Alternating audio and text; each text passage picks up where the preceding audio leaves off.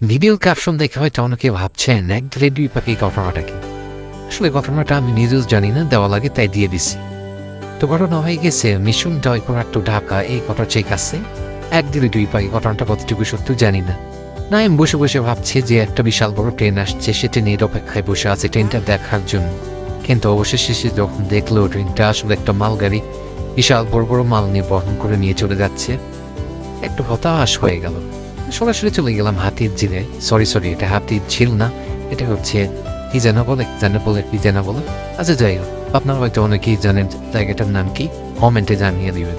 তো সুন্দর পরিবেশ, নাইম আর হৃদয় খান খুব চিন্তায় পড়ে গেছে নেক্সট কোথায় যাওয়া যায়। আকাশে বিমান দেখি, বিমানের দিকে তাকিয়ে তারা ভাবছে বিমানে যদি উঠতে পারতাম।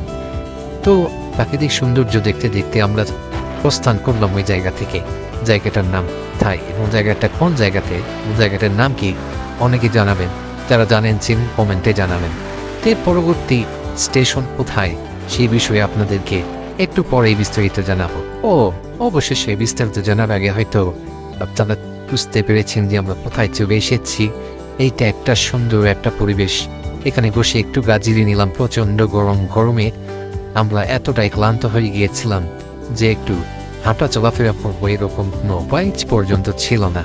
তো এটা অনেকটা হাতের ঝিলের মতো মনে হচ্ছে। না হাতের ঝিল না, কোথায়? আচ্ছা যারা জানেন তারা কমেন্টে জানাবেন প্লিজ জায়গাটা কোন জায়গা।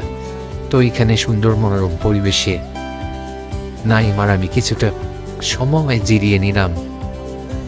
সুন্দর একটা পরিবেশ, চারদিকে শুধু কৃষ্ণচূড়ার ফুল আর দেখার মতো দৃশ্য। বাচ্চারা লাফ দিচ্ছে উপর থেকে পানিতে, আসলে সত্যি মনোমুগ্ধকর একটা দৃশ্য, যা দেখে অতীতে শৈশবের কথা মনে পড়ে গেল। এদিকে রাস্তাঘাটে সুন্দর গাড়ি ঘোড়া, মানুষজন, অপরূপ দৃশ্য। রাস্তাঘাটে এত গাড়ি ঘোড়া দেখে বাস রিক্সা এত দেখে নাইম তো অবাক হয়ে তাকিয়ে আছে রাস্তার দিকে। ও কি সুন্দর অপরূপ দৃশ্য, কিন্তু এত যানজট দেখে মাথা নষ্ট হওয়ার মতো অবস্থা, এমনিতে গরম। এরপর ঢাকা ইউনিভার্সিটির ভিতর দিয়ে একটু হাঁটতে রিক্সায় চড়ে যেতে আমাদের ব্লগটা শেষ করে ফেললাম।